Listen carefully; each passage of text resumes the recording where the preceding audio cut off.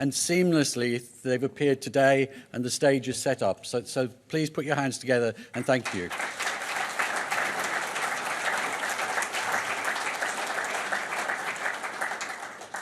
Thank you to all of you for attending.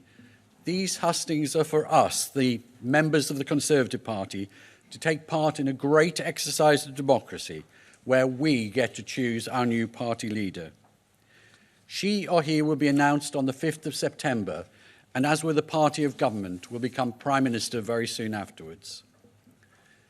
As Ian Dale, who moderated the hustings in 2019, said, "I found chairing the hustings a surprisingly positive experience. The members really put the two candidates through their paces and asked some very searching questions." So I ask you today to make your questions searching, to make them succinct, and to ask questions and not to make statements. And one question each, please, so that more of the audience have an opportunity to grill our candidates. Both of our candidates have a duty and a desire to fulfil our 2019 manifesto. Their differences will be how to go about that in a very different world from 2019. Post-Brexit, post-COVID, in uncertain times internationally. Look at Ukraine and Taiwan.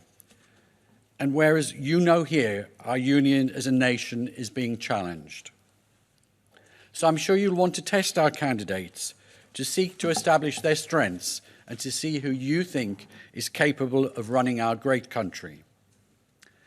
As we're all Conservatives here, I know that you all be respectful of our two candidates and keep your questions positive. There are just over 2 weeks left to vote. If you haven't already voted, then you can cast your vote online or by post. It's very easy to vote online, or you can choose traditional snail mail. And if you do post, then please remember to put a stamp on your envelope. And please note that there are planned postal strikes towards the end of this month, so it's actually easier to vote online and safer. I hope that all of you will go away enthused and energised in your commitment to helping our party win the next election. We need your help and support. And finally, I'd like to remind everyone that at the end of our democratic process, we must come together as a party. We have many new members who should be contacted and made welcome. We have members returning to the fold, and we must make use of their talents. Ours has to be a combined effort under our new leader to go forward to victory at the next election. All of our 50 shades of blue who make up our party must come together to defeat Labour, the Liberal Democrats and the Nationalists, with a team spirit to defend our union. So, ladies and gentlemen, without further ado, let's get on with the show.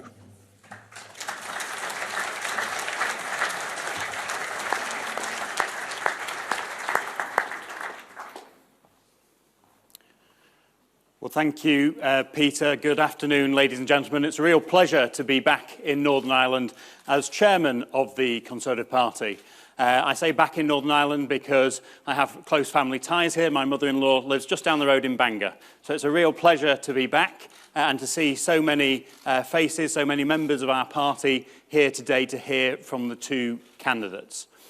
Before I invite our first candidate on the stage to give her opening statement, can I just see a show of hands to make sure that everybody here who is an eligible voting member has received their ballot paper? Great. And can I also see a show of hands for how many people are still yet to vote? Amazing. Excellent. So there are a lot of eligible members here still waiting to vote, still hopefully waiting to be convinced by our two fantastic candidates. The way this will be working, as has just been set out by Peter, we will invite the first candidate on the stage to make their opening statement. It will be Liz Truss going first. She will make an opening statement, and then I will come back on stage and invite questions from the floor. If you want to ask a question, we'll go straight into questions after the opening statement. If you raise your hand clearly so I can see you, I will then signal to one of the people wearing the very fashionable white hoodies to come over to you with a microphone. At the start of the question, if you can say who you are and where you're from, and then if you can ask your question. If you can keep your question brief, that would be very much appreciated. The briefer the questions, the more of you will get an opportunity to ask a question. So with no further ado, will you please give a warm welcome to the first candidate, Liz Truss.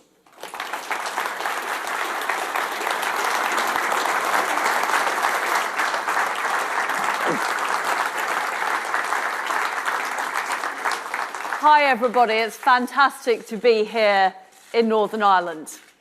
I was brought up in Paisley in Scotland, in Leeds in Yorkshire. So I guess you could say I'm a child of the Union. And I believe that our union is one of the key assets we have as a country. We're not just neighbours, we're family. And I want our family to stay together and never, ever to split up. And Northern Ireland is a key part of our fantastic union. And ever since I've been a minister in this government, I've worked on behalf of the people of Northern Ireland. As DEFRA Secretary, I've been to the Balmoral Show. I've promoted our fantastic farm products here from Northern Ireland around the world. And as Trade Secretary, struck dozens of new trade deals to benefit the businesses and consumers here in Northern Ireland. And since becoming Foreign Secretary, I have taken on the issue of the Northern Ireland Protocol and seek to resolve the issues that we face. Because the fact is that the protocol is undermining the Belfast Good Friday Agreement. It is causing unfairness between the communities in Northern Ireland, and we need to make sure it is fixed for the future of this great part of the United Kingdom. We need to sort out the laws. The UK needs to be the ultimate arbiter. The UK courts need to be the ultimate arbiter. We need to sort out the bureaucracy across the Irish Sea so that we can see goods flowing freely from Great Britain to Northern Ireland. And that's why I put forward the solution of the green and the red lanes. We also need to sort out regulation. And we need to make sure that the people of Northern Ireland can benefit from the same tax breaks as the people of Great Britain. Now, I worked hard to get a resolution with the EU on this issue. It wasn't forthcoming, but I'm not somebody who's prepared to let the situation drift. That's why I developed the Northern Ireland Protocol Bill. I pushed it through Whitehall. We got it through the House of Commons, and I am absolutely determined to deliver it in full and make sure it's put into place, because this is vital for the future of Northern Ireland and the future of the United Kingdom. I'm also determined to make sure we address the issues of legacy too. We need to make sure that every part of our great country thrives. And that's about making sure people have opportunities, regardless of their background, regardless of which part of the United Kingdom they're from. We need to become an aspiration nation. But the fact is, we do face difficult economic challenges. We do face a global energy crisis. And that is why we can't have business as usual. That is why we need to be bold. See, what I will do is I will unlock the opportunities of Brexit. I will make sure that we have free ports here in Northern Ireland. I will make sure that we have more trade deals, and I will make sure all of the EU laws are off our statute books by the end of 2023. I'll also lower taxes. We shouldn't have put up national insurance. We said we wouldn't in our manifesto, and I will have a temporary moratorium on the green energy levy to make sure that customers' bills are lower. And as for corporation tax, we shouldn't be putting it up to the same level as France and to 10 points higher than the Republic of Ireland, because that will make it harder to secure the investment that we need to into our country. So I will keep corporation tax low, because I believe as a Conservative that we are about rewarding people who do the right thing, people who work hard, people who set up their own businesses, people who are self-employed. Those are the people whose side we should be on. We, of course, need to continue to stand up to Vladimir Putin. I'm proud that we were the first country in Europe to send weapons to Ukraine. And some of those weapons were produced here in Northern Ireland, the famous NLAWs. But we also need to make sure that we are looking after our defence and security, because Europe is more insecure. That's why I would increase defence spending to 3% of GDP over the coming decade. And as Foreign Secretary, I put the toughest sanctions on Russia of any country in the world. We also need to make sure we're protecting our country from illegal immigration. That's why I would legislate to make sure that the ECHR cannot overrule decisions made democratically here in the United Kingdom. And we need to protect freedom and democracy here in the United Kingdom as well as overseas. There's been too much identity politics, too much talking our country down. I'm very clear, a woman is a woman. And I will make sure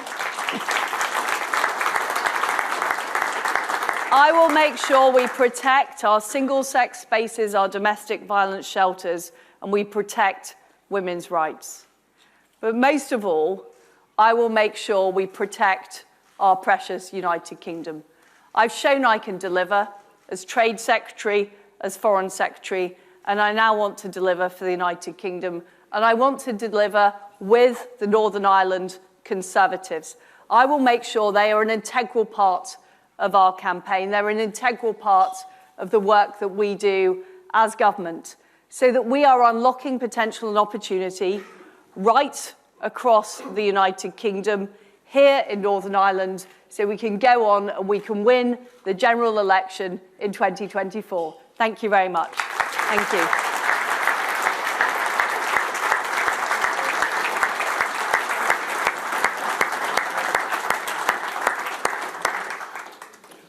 Wonderful. If I can see a show of hands of who wants to go with the first question, and I'm going to start right at the back. So centre aisle, there's a gentleman in a blue shirt there. If we can send the microphone to him.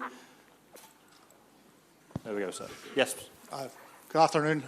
Terry Medill from South Antrim Conservative Association.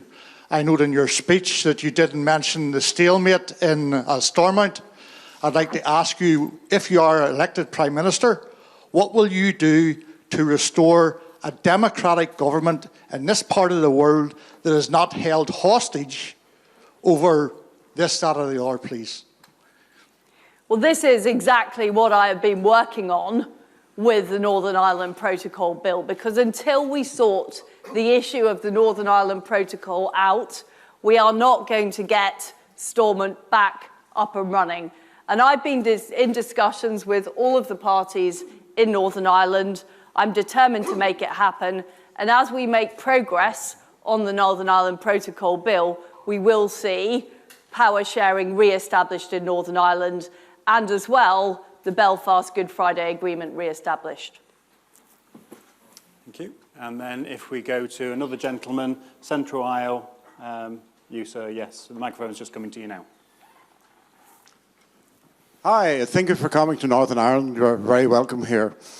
I'm Irwin Armstrong, past chair of the Conservative Party in Northern Ireland, and I've been a member of the party for over a quarter of a century, and there are others in the audience today who've been here longer than I have.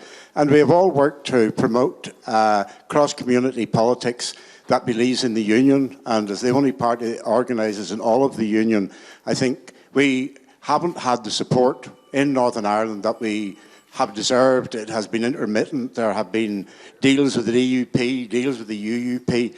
What commitment will you give to support, both with people and financially, the party to allow it to properly develop in future? Well, I think you are absolutely right that the Conservative Party of Northern Ireland hasn't received the support that it should have done over the years. And what I'm committed to is making sure the Conservative Party of Northern Ireland are a key part of my team, that they get the resources they need to attract new members, and it's great news that we are seeing more members join the Conservative Party, but also that we're putting more candidates up for election here in Northern Ireland, because we are the Conservative and Unionist party.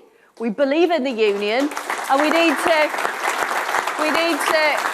to put our money where our mouth is. And I'd say about me is that I am somebody who has visited Northern Ireland a lot. I have visited Scotland a lot. I have visited Wales a lot. I'm very, very committed to delivering for the whole United Kingdom, and I believe in it, and I will work with you to really make things happen for the Conservative Party here in Northern Ireland. Great. There was another gentleman in the centre aisle here. Just wait for 10 seconds. There you go. Glenn Chambers from East Belfast. It doesn't seem that likely to me, but if the EU did come back with some sort of compromise on the protocol that was nonetheless well short of the protocol bill, would you accept that? And secondly, are we going to have to wait a year for the protocol bill to actually become law as it goes through the House of Lords? So I will not accept anything that doesn't deliver on the key issues I talked about. So making sure that UK courts are the ultimate arbiter, making sure that we have free-flowing east-west trade, making sure that the people of Northern Ireland can benefit from the tax benefits delivered by the government, the UK government, but also sorting out the regulatory system so businesses can operate according to UK law or EU law, depending on where the export market is. And that was what I set out to Maros Sefcovic at the beginning of the year. I was very clear that that is what was needed to restore the balance of the Belfast Good Friday Agreement and to get the institutions in Northern Ireland back up and running. So I won't accept anything less than that. You know, it might take time to get this bill through the House of Lords, but the sooner we start, the sooner we'll finish, and I'm determined to get it done as quickly as possible. And what I expect is the House of Lords will see the fact that this bill has got a strong mandate from the House of Commons, and they will understand that this is a priority for the government to deliver. Great. I'll go to the gentleman over there. Roger Gilpin from Belfast. We've seen over a number of years bold comments about the Union. And when we get a Secretary of State or a Prime Minister coming in, they automatically end up in the NIO and kowtow to running us like a colonial outpost. Latterly, we've been actually bowing to the wishes of nationalism and are now being bossed about by international bodies in the EU, the Republic of Ireland and America.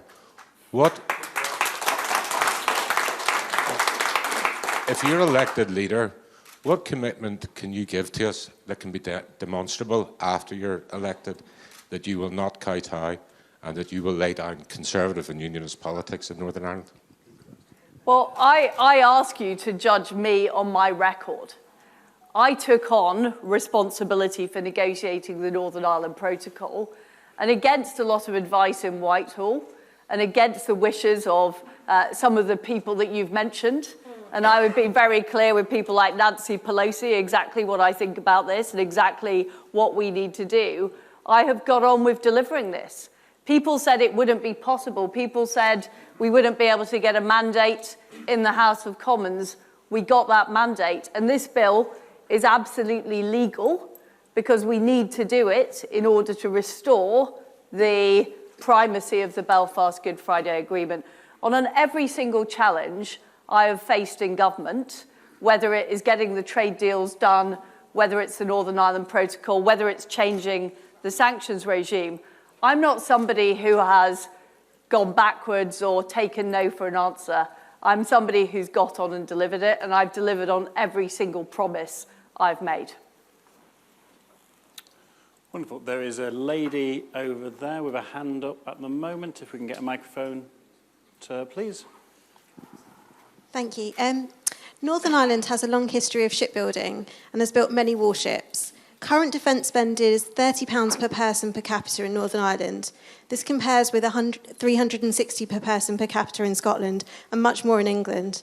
Will you commit to levelling up defence spend in Northern Ireland and support the revitalisation of shipbuilding here in Belfast? Well, we have a fantastic shipbuilding tradition and a great tradition here in Northern Ireland. And of course, part of what we need to do is increase the defence budget, which I am committed to. But we also need to deliver levelling up. And levelling up for me is also about making sure that Northern Ireland gets the opportunities it deserves. So I talked earlier about free ports, and it's been too slow, frankly, to deliver a free port in Northern Ireland.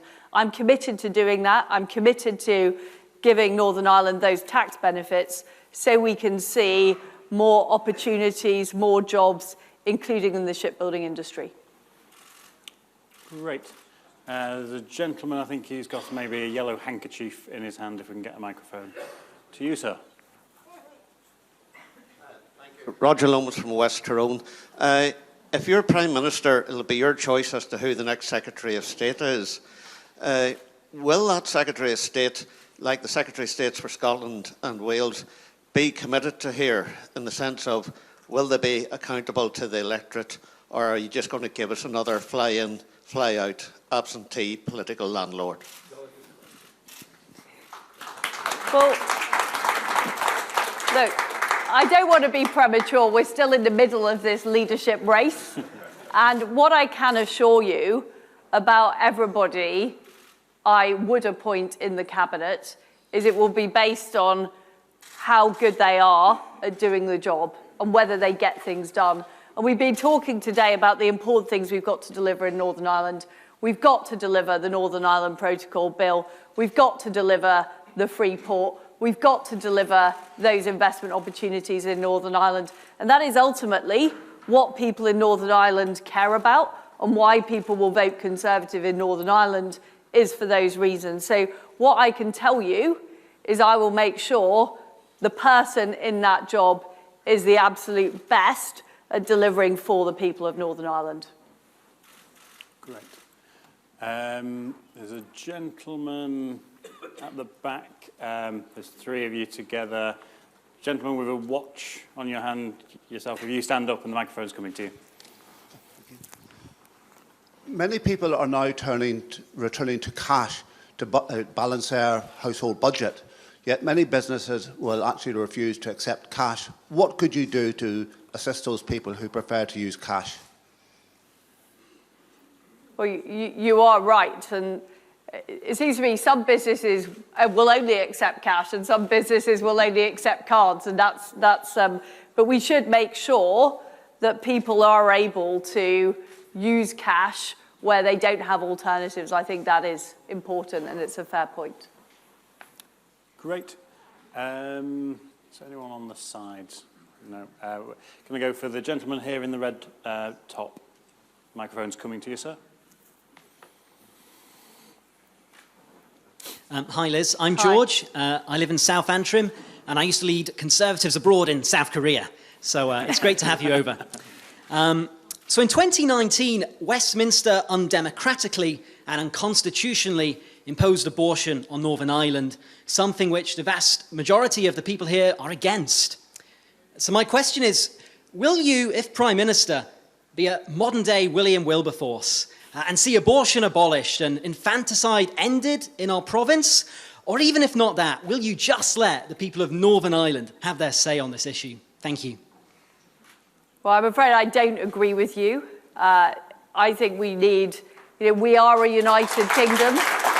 We are a united kingdom, and we need all of our laws to apply right across the United Kingdom. That is what being a union is. There's a lady on the front row here. Can you get the microphone down? Sorry. Felicity Houston from East Belfast, and I've been the party even longer than Irwin, so I must have been a very young YC when I joined, mustn't I? I'd like to ask about something slightly further afield in Northern Ireland and quite relevant to your current portfolio.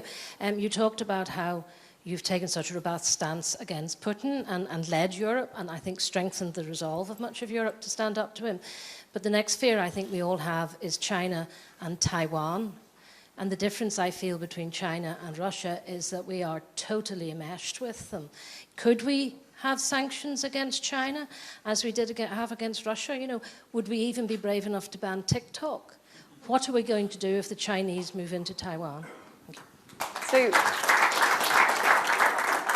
China is becoming increasingly assertive. China is an authoritarian regime. It is a very deep security concern for the UK and the rest of the world.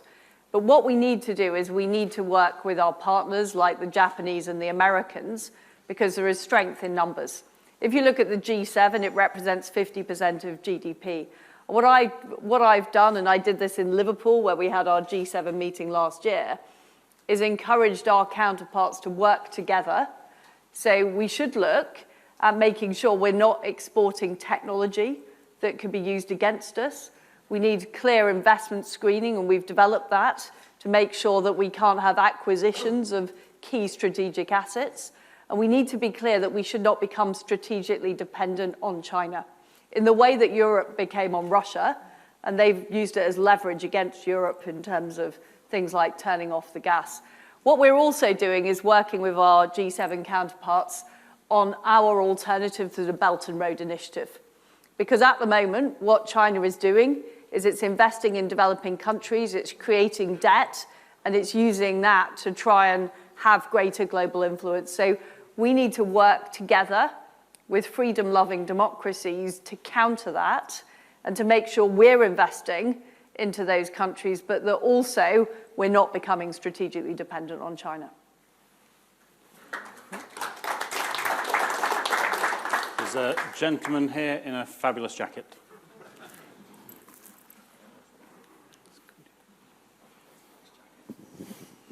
Hello, sorry, Conor Aston. I'm just wondering how you could potentially fix the benefit system. If we take a single parent working, it gets to the stage now as a small business owner that people can't afford. If they work more than 16 hours a week, they start to affect their benefits, and they then can't afford to do that. As a small business owner, it makes it much more difficult for us to recruit people. So how could you see to reward people to work rather than to not work? Well, you make a very good point, and there's a large number of people now across the United Kingdom who are economically inactive. And what we need to do is encourage those people into work. And we're also facing businesses that have a skills shortage at the same time. And it is about changing the incentives in the benefits system. And that is what I would seek to do over time to get more people into work, but also creating the jobs and the opportunities that people can work in. And that's why it's important that we keep taxes low, reverse the national insurance increase. So we help businesses thrive, but we're also helping people get those jobs by making the incentives in the benefits system much clearer. Great. The gentleman here at the front, if we can get a microphone now, just bear with me. So it is coming round to you. Jack Irwin, North Down. We have a huge deficit. Is reducing taxation the right way forward and not to service that debt? So we have the highest levels of tax for 70 years. And it's my view that if you put taxes up too high, you actually get less revenue in, because businesses are less likely to invest, people are less likely to set up new companies, people are less likely to go into work if there aren't clear benefits to doing so. And I think we've got to the stage in our economy where taxes are too high and they're potentially choking off growth. Currently, we're projected to have a recession. And I don't need to tell you that if we have a recession, it's going to be harder to pay the deficit off. Now, of course, over time, we need to make sure the private sector is growing faster than the public sector, and we're bringing those revenues in. But it's my judgment that our taxes are too high, and they're actually stopping that economic activity that will help pay off our debt and pay off our deficit over time.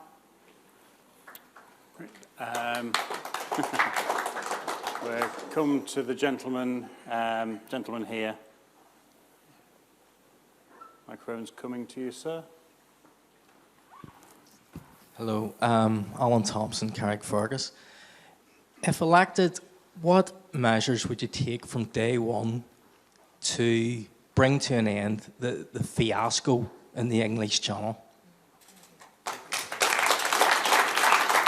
So I fully support the Rwanda scheme, and I worked with Priti Patel on that. I want to expand that scheme to more countries. It is the right solution because what it ultimately means is there is somewhere that people can live and work in the long term, and it is a long-term sustainable solution. The problem we have is the ECHR trying to overrule the decisions made in Britain, and the way I would deal with that is immediately legislating to make sure that the ECHR can't overrule our domestic decisions.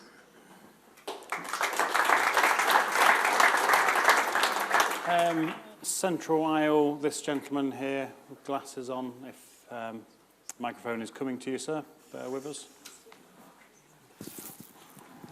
Hi, I'm Jack from Belfast. Hi. Hi. You have supported a Prime Minister that has continually lied to the Queen, Parliament and the entire United Kingdom. Therefore, does this not bring into question your own personal integrity and honesty? Well, I don't agree with that. Boris Johnson has been an excellent Prime Minister. He delivered on Brexit. He delivered on Brexit. He delivered on the COVID vaccine. And he delivered on standing up to Vladimir Putin and backing the Ukrainians. And I'm proud of what he did. And what we need to do now is we need to deliver on the promises we made in 2019 to people across the United Kingdom. And that is what I am determined to do. Fantastic. Final question, we're going to go with the lady with the scarf on here, if the microphone can come down.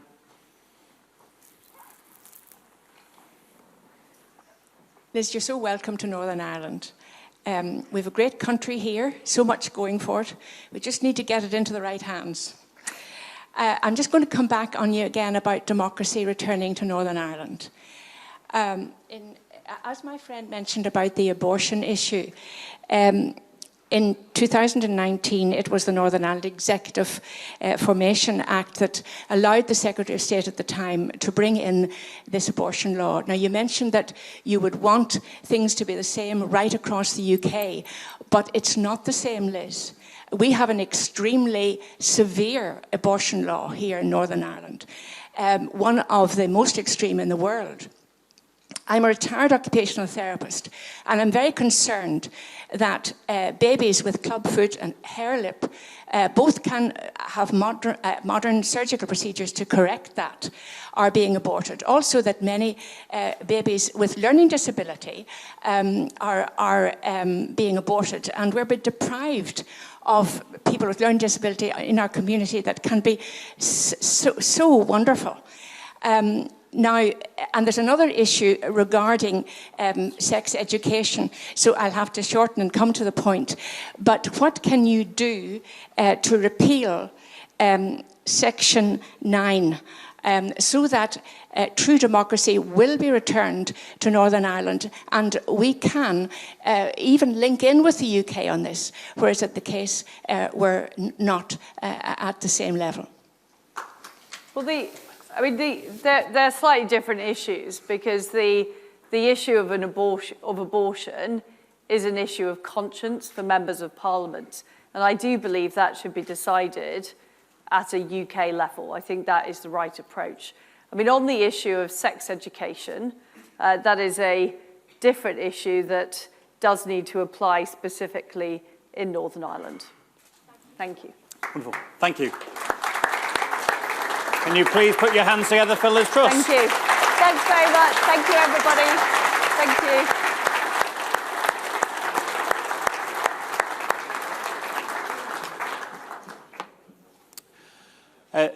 Thank you very much. And can I just reiterate the point about short questions? The shorter the questions, the more people we will get through. Will you please now get ready and give a warm welcome to our second candidate, Rishi Sunak.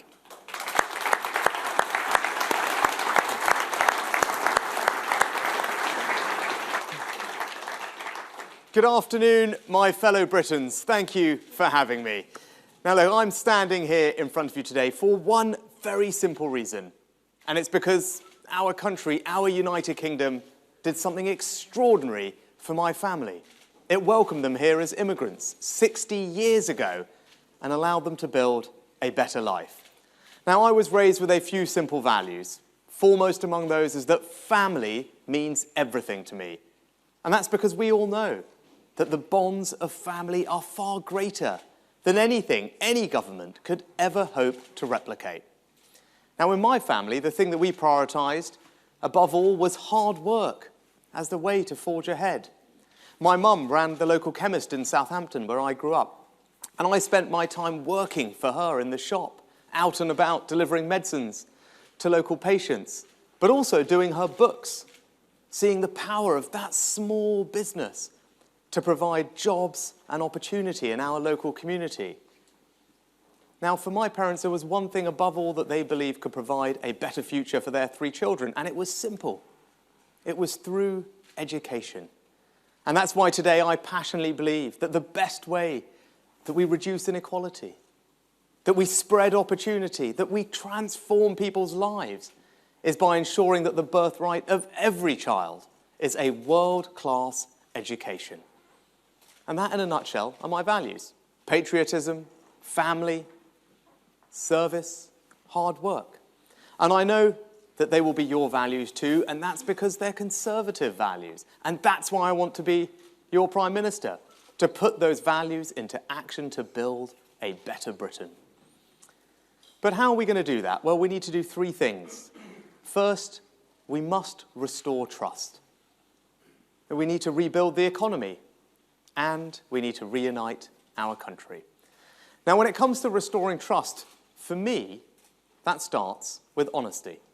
And as you can see in this leadership race, I've not chosen to say the things that people may want to hear. I've said the things that our country, I believe, needs to hear. Now, even though that doesn't make my life easy, it is honest, and that is what leadership is all about. But we'll also restore trust by delivering on the things that matter to people. And that's why I want to stand up for our values and take on this lefty woke culture that seems to want to cancel our history, our values, and our women. It's why I want to make sure that we finally tackle illegal migration. Because I stand here as a product of our country's compassionate history in welcoming people. But it must be done fairly, it must be done legally. And when we see scenes on our TV screens of people coming here illegally, it undermines trust in the system. And with my plan, radical as it is, we will fix that problem and take back proper control of our borders. But we also need to restore trust right here in Northern Ireland. Because all you know that Northern Ireland's place in the United Kingdom is being threatened. Now, the Reverend McMullen had a wonderful anecdote about David Trimble at his funeral, where he talked about the night of the Belfast Good Friday Agreement, how David forgot his PIN number for his card and couldn't buy some food when he went out shopping. But we also know that David never forgot the details when it came to negotiation. And as a proud Briton, unionist and Ulsterman, the detail that he was most proud of when it came to the Belfast Good Friday Agreement was Strand 3, the East-West relationship, because he knew that that would be the counterbalance to what the nationalists were after, and he had enormous foresight in making sure that that was an integral part of the agreement, and you know as I know that that is under threat today. And I want to give you my commitment that I will do what it takes to fix the protocol and protect Northern Ireland's place in our United Kingdom.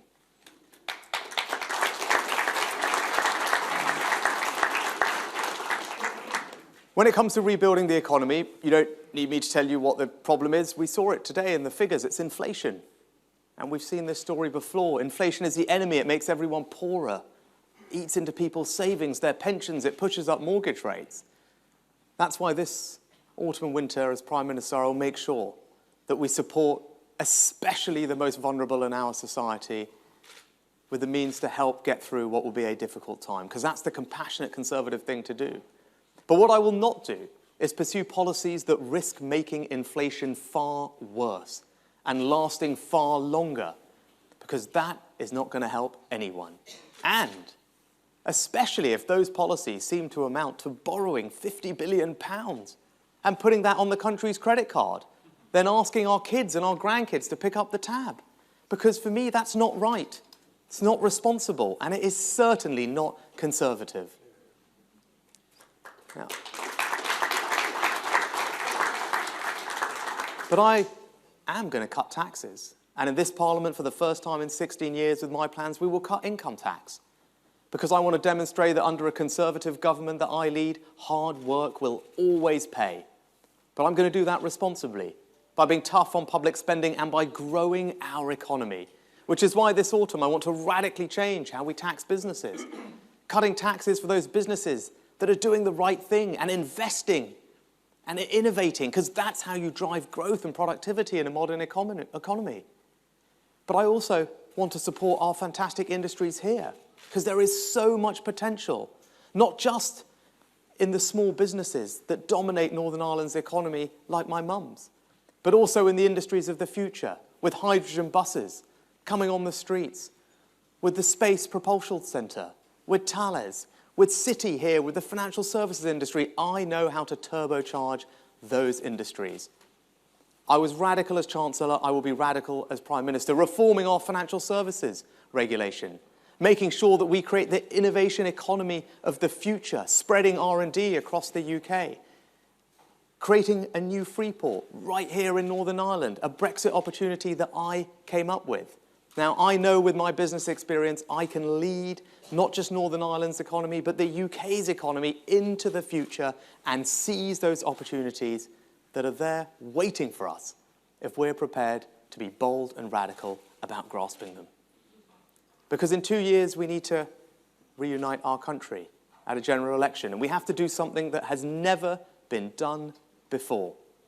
We have to make British political history by winning a 5th general election in a row. Now, even though it hasn't been done, I am confident that working together, all of us, we can do it. But it's going to require us to appeal to swing voters everywhere. And we need to start right here, because it's right that the Conservative and Unionist Party puts resources and candidates in every part of our United Kingdom, because we want to win in every part of our United Kingdom.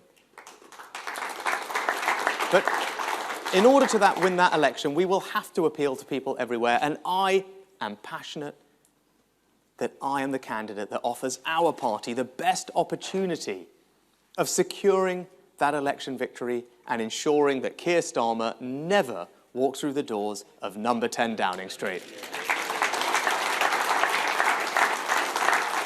And in conclusion, I'll just say this. You saw me as Chancellor at the beginning of the pandemic, acting boldly, radically to successfully safeguard our economy through the biggest storm it had experienced in 300 years. Now, as Prime Minister, I promise you that I will apply that same sense of urgency and grip to everything else that government does as we create a better Britain. A Britain where our children can walk safely on the streets at night. A Britain where the NHS is reformed and efficient and there for us when we need. A Britain where our schools and apprenticeships are the envy of the world in providing opportunity. And a Britain where our economy is the most dynamic it has ever been, with our businesses investing and innovating to create jobs in every part of our country. But I also promise you this, perhaps more importantly, that I will give you my all to ensure that each and every one of you here today can always feel enormously proud of the Conservative government that I will be privileged to lead. So I humbly ask for your support, not just to be our next party leader, but also the next Prime Minister of our great United Kingdom. Thank you.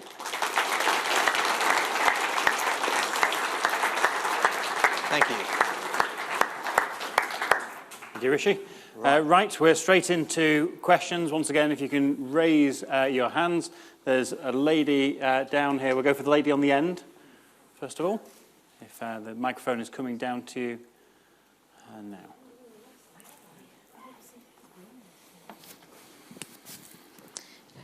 Hi, Lynn Anderson, East Belfast.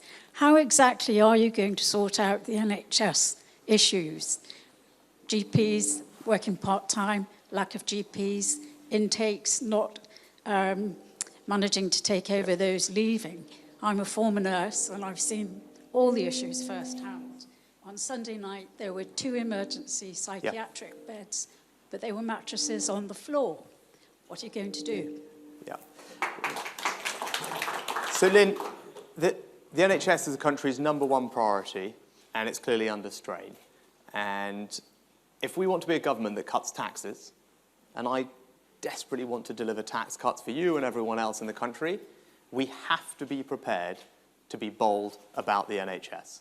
Because if we're not prepared to do things differently, the NHS will continue to swallow up every pound that every one of you here and everyone else has, right? And I think we as Conservatives need to try and change that dynamic. We need to reform and make the NHS more efficient so we can talk less about how much money we're always putting into it and more about the healthcare that we're getting out of it. So I'm prepared to be very, very radical about these things, and I'll give you just one example so you get a sense that I've been thinking about this. And that's to tackle an issue which has bedeviled us for years and we haven't done anything about, and that is the issue of missed NHS appointments. Now, last year across the NHS, there were 15 million appointments that were missed, not just at GPs, but at hospitals too. And that's not right. It doesn't value our doctors and nurses. And worse, it deprives people of the care that they desperately and urgently need. So my plan is to get tough on people who are missing appointments. Because if we do that, it's not about making money from them. It's about changing behaviour in this country, so that's not acceptable. Because if people cancel those appointments in advance, we will free up an enormous amount of extra healthcare, which means people can get seen quicker. They won't be waiting. We'll get the backlogs down faster without a single one of you or anyone else having to pay a penny more in taxes. And yes, lots of people will say, well, you can't be tough on people and there's always a good excuse, or how will you get the charging to work? But no, right? We've got to do things differently and take on these conventions. Because if we don't, if we're not prepared to be bold and radical about getting efficiency out of the NHS, not only will we not get the health care that we need and deserve, we will never be able to cut taxes. And I want to do both of those things, so that's what I'm going to deliver for you as Prime Minister. There's a lady just here. Hi, Leslie McGarrity, North Down. I'm a social care provider of over 30 years standing, and I have never known it to be so difficult to deliver social care. There are 2 aspects to my question. The first one is in relation to benefits that prevent people from working or permit them not to work. And secondly, in relation to immigration costs for social care businesses. Presently, we are unable to retain staff, recruit staff who are currently on universal credit. We can't improve their terms and conditions because then it reduces their benefits. Would there be mileage, perhaps, in increasing the number of hours that people have to work in order to obtain universal credit? And secondly, I have to pay £3,500 to the Home Office to bring staff from overseas. These staff will be doing work for the NHS or the public sector whilst they're employed by me. Is that fair? So it's an excellent question, because some of the challenges that you're seeing in social care are being felt across the economy, and many of you will run small businesses. And what's the #1 challenge other than energy costs? It's getting access to workers and getting people to actually work. And I strongly believe that part of the answer to this problem is being much tougher on our welfare system to get people off benefits and into work. Now, I'll tell you this, right now, there are more people claiming unemployment benefit than there are job vacancies in the economy. I mean, just think about that for a second. And that's happening under a Conservative government. That's clearly not right. Something's gone wrong. Now, I think there are 1 or 2 very specific things we can do to change. Now, actually, your idea is similar to one that I'm going to put in place. Right now, if you're on unemployment benefit and you work just 9 hours on the national living wage, at that point, you don't have to check in as much with your job coach at the job centre. You don't have to take the extra hours that may be on offer or an extra job, and you can keep your benefits. Nothing happens to you. I don't think that's right. right? Because ultimately it's your taxes and someone who's working very hard's taxes that are paying for that. And if there are hours to do, if there's a job going, people should have to take the job, as opposed to just being able to stay on benefits. And that's the change that I want to bring, because I do think that is the right thing. It's the conservative thing. Those are our values. We believe in working hard, right? And we want to support people off welfare into work because it's good for them and their families too, because there's dignity in work. I passionately believe that. And it's fair for taxpayers, and it's good for the economy because it will ease inflation. So it's something I want to be very robust on and quickly, because it's the right thing to do. But as long as we're doing that, and as long as we're being tough on illegal migration, which I talked about in my speech, which we must do, and I will do, then I think it's right that we are pragmatic about migration for those sectors of our economy that need support. So whether that may well be in agriculture or social care, where we have, as you know, put social care workers on the immigration shortage list, I think it's perfectly reasonable to be pragmatic, because Brexit for me, and I voted for Brexit proudly, was about having control over our borders. Not saying that no one should ever come here, but making sure that everyone who did come here comes here for a reason that we decided. That's what sovereignty means, and that's the kind of country and immigration system and welfare system that I want to deliver as Prime Minister.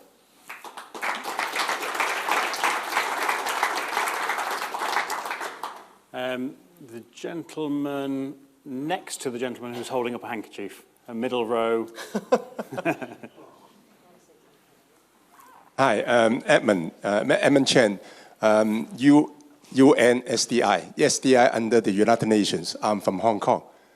Hi, welcome here, and thanks for being here. Nowadays, I believe that Putin is not quite strong as some half year ago. We all believe that.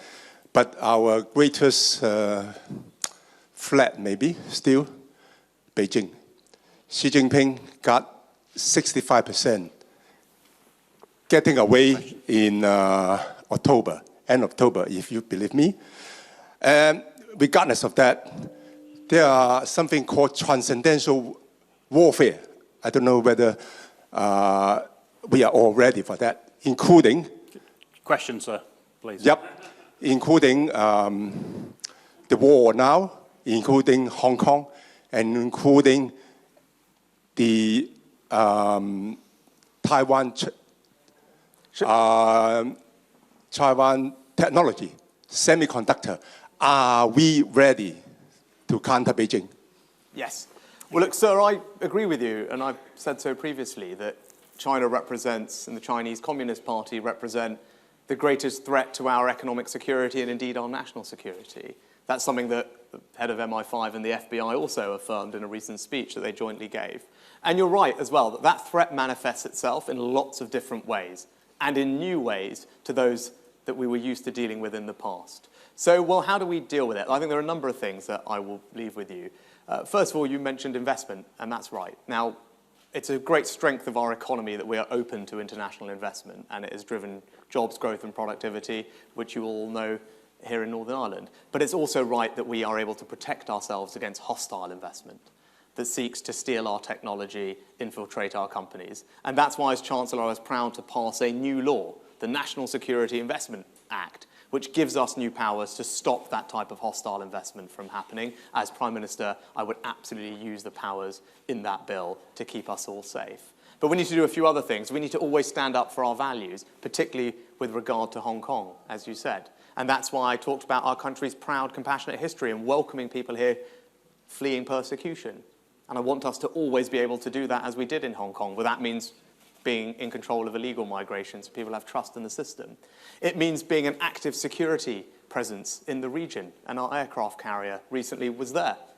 And in partnership with the Australians and the Americans, we have a new defence partnership. And lastly, we need to be thinking about the strategic threats that face us in years and decades to come.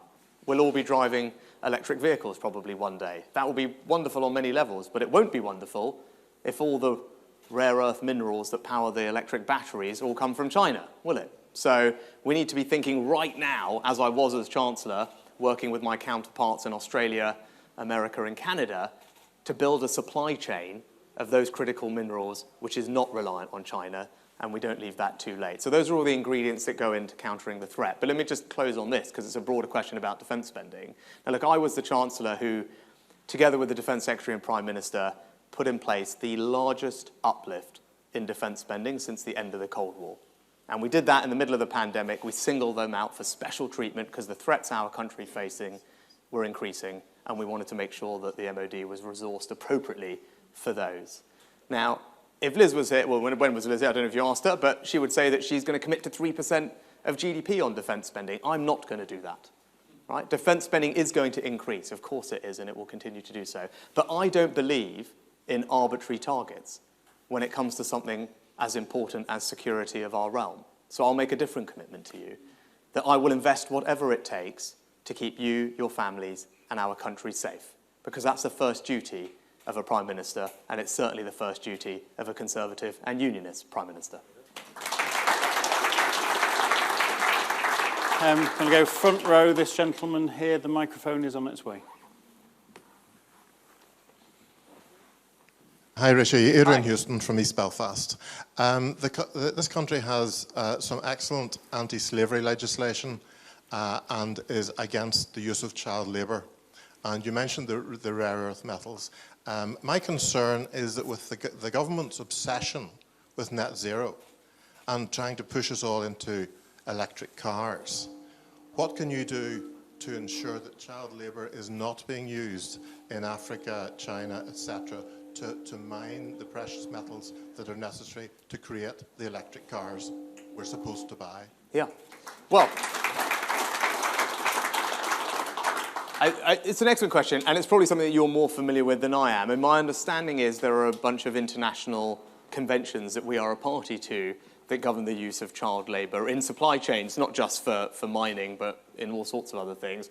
But I'll happily go and look at that, because if there's a particular exposure in the mining side for rare earth minerals that is not as well covered as, for example, clothing supply chains, which we did a lot of work on over the past 20 years, I'd happily go and take a look at that, because ultimately that's something that we all care deeply about, and all of us share those values. But if I may, you mentioned a slight point about net zero, which I should address. No, look, I believe in net zero, right? I have two young girls, and they're 9 and 11, and for the past couple of years, they have not really been bothered at all about the job I've had, with one exception, is that they say to me, Daddy, what are you doing about the environment, right? And this big important job you have, that's the only thing they care about. So look, I do think it's important, and in the same way that you heard me talk passionately about the public finances and what we leave our kids and our grandkids, I think as Conservatives we care about inheritance in all its guises, and part of our inheritance that we leave the next generation is the environment. So I think it's right that we care about it. But you're also right, we need to do it in a way that's pragmatic and that brings people along with us. So my answer to doing that is simple. It's about innovation. Because if we're going to get there in a way that means we're not all just giving everything up that we love doing, that our bills are not endlessly increasing, we need innovation. We need British scientists and researchers and companies to create the products of the future that will help provide clean, reliable, affordable, secure energy for us all to use. And that is happening, right? Hydrogen buses, as I said, on the streets, just here in Northern Ireland. That's fantastic. It's a glimpse of what is possible. And we need to do that across the board in solar and new nuclear reactors and offshore wind, you name it. And I'm confident we can do it. Why? Because I know how to build an innovation economy. That's what my business background has been in, and that's when I spent time in California. I know all the ingredients it takes to build an economy that will put innovation at its heart. Because not only do we need to do that to solve net zero, we also need to do that to create jobs and prosperity for every part of our United Kingdom, because that's what modern economies are built on. If you want to drive growth in a modern economy, yes, tax is important, and we can talk about it, and we should, but that is only a bit of the story. In this day and age, if you do not have an economy that is the most innovative in the world, we will not be able to be one of the fastest growing economies in the world. And that is the economy that I know how to build for all of you here in Northern Ireland and the United Kingdom. And that's how we're going to do net zero in a positive way. And that's how we're going to spread jobs and opportunity around our country. So I'm going to go to the gentleman on the end of the row there next.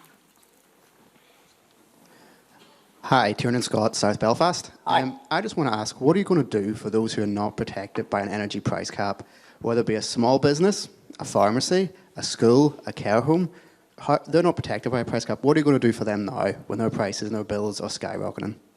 Yeah, so look, well, part of the reason is that it gets passed through So part of the reason inflation that all of us are seeing is, as of this morning, 10%, is because businesses largely pass on prices through. That's how a market economy works, and the most effective thing for us to do is to help people. Now look, I think there are some major reforms we need to make to the energy market, right? Now, I'll give you one example again, without getting into the detail, that will reduce wholesale costs for business, all the people you mentioned, and that's in the electricity market. Right now, the price that we pay for electricity, and all those people you mentioned pay for electricity, is too high. It's artificially inflated. Why? Because think about it. We get electricity from an offshore wind turbine, right? Did anything change in the last year about the cost for that particular business? No, nothing changed. Costs the same to produce the offshore wind this year as it did last year. But the price we're paying for that electricity has quadrupled because we have to pay the price of natural gas. Right? That's how our market works. It looks at who's got the highest price, and right now, because of a war, it's natural gas, and then we have to pay everyone else that price. That's not right. And we need to reform our market to break that link. And if we can do that, it will significantly lower wholesale electricity prices for all of the people that you spoke about and all of us. That's a reform that we are behind on. Europe has already moved ahead of that, and I want to get on as Prime Minister and crack on and deliver that. But I will take this other point, if you don't mind, about people, because this is really important. It's the most important issue facing our country in the short term, is how are we going to get through this winter? I think millions of people are at risk of a very tough time. And I've been very clear that my plan is to support them. Now, I believe we have to support vulnerable groups, those on low incomes and pensioners directly with financial support. Because a tax cut does not work for those people. So if Liz's plan is to say, well, I believe in tax cuts, not direct support, I don't think that's right. Because her tax cut for someone on her salary means £1,700 of help. For someone working really hard on the national living wage in the care sector that we talk about, or indeed you did, that tax cut is worth about £1 a week. For a pensioner who's not working, that tax cut is worth precisely £0, right? So that's not a plan that I think is right for our country. If we don't directly help those vulnerable groups, those people on the lowest incomes, those people, pensioners, then it will be a moral failure of the Conservative government. And I don't think the British people will forgive us for that. And that's not something that I would ever do as Prime Minister, because it's the wrong thing to do. Okay. So we're going to go to the lady here with her hand up. Thank you. Hi, I'm Jane Doherty from Armagh, a relatively new member. Welcome, Jane. I just want to ask you, hear your answer to a question that was asked to Liz Truss, because very much on the minds of people of Northern Ireland is the constant impasse in government, and government not sitting in Northern Ireland, or as we call it in our house, strategic huffing. And all these great policies that you've mentioned can't really be put in place effectively if we do not have our government sitting. So I want to know what specific actions, measures or laws you are going to put in place if you become Prime Minister so that this does not go on. Thank you. Yeah. Well, look, I think on this, there's probably not an enormous amount of disagreement between me and Liz on this question. I think all of us want to see institutions back up and running, right? That's the right thing for the people of Northern Ireland. And when we think about how far we've come, right? 25 years next year, right, of the Belfast Good Friday Agreement. And for this not to be functioning is sad, right? It's not what any of us wanted. It's not what should be happening. And I think there's so much promise. There was a festival just a few months ago that I was reading about, the Four Corners Festival, that brought people from communities together with words from not just the Pope, but also the Archbishop of Canterbury. You can't imagine that happening 25 years ago. So look, there's so much progress that has been made, and we need to make sure that we fix this so that we can continue moving into the future. So look, that starts with fixing the protocol, right? And it also starts with talking to all parties and making sure that we can try and resolve differences and bring people together. That's what I would do as Prime Minister. I'm sure it's what Liz would do as well. Both of us are committed to passing the bill that is in Parliament. But look, you know as well as I do, that bill will take time, right? That bill will take time to pass. So in the interim, of course, as a new Prime Minister, I would seek to talk to Europe and Ireland and the French to see if we can find a negotiated outcome. I've got a track record in doing that. I have good relationships with all my counterparts across the board, because a negotiated outcome, if it's there, and history shows us that even when Europe say they're not open to changing anything, they have. Because if that negotiated outcome is there, it will be far quicker than waiting for the bill to pass. So it's worth at least trying, but be in no doubt about my resolve to fix the situation with the protocol, which I think will unlock the power sharing and bring people back together. Because like all of you, it's right that your institutions are the ones that are taking decisions on your behalf, but especially with the challenges that are mounting up, whether it's with your next door neighbour's question about the NHS at the beginning, or social care, or the energy crisis. It's right that we have people here taking decisions for the people of Northern Ireland. That's what you deserve, and that's what I will do my best to deliver. Sadly, that's all we have time for. Will you please show your appreciation to Rishi Sunak? Thank you very much, Andrew. Thanks very much. Thank you. Thank you.